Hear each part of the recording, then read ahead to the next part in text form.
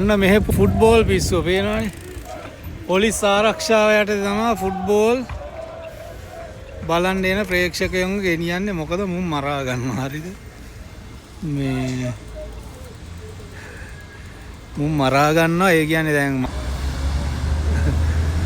මයින්සුයි මේ තව වෙන කොහේ හරි අද ගහගන්නේ. ඉතින් ඒ ගහ ගන්නකොට මුන් මරා ගන්නවා. හරිද? එතකොට මේ වගේ පොලිස් ආරක්ෂාව දාගෙන තමයි ප්‍රේක්ෂකයන්ව ෆුට්බෝල් ප්‍රේක්ෂකයෝ ගෙනියන්නේ. ඔන්න තත්ත්වය පේනවනේ. මොකෝ නැත්තම් මේ ඒ කියන්නේ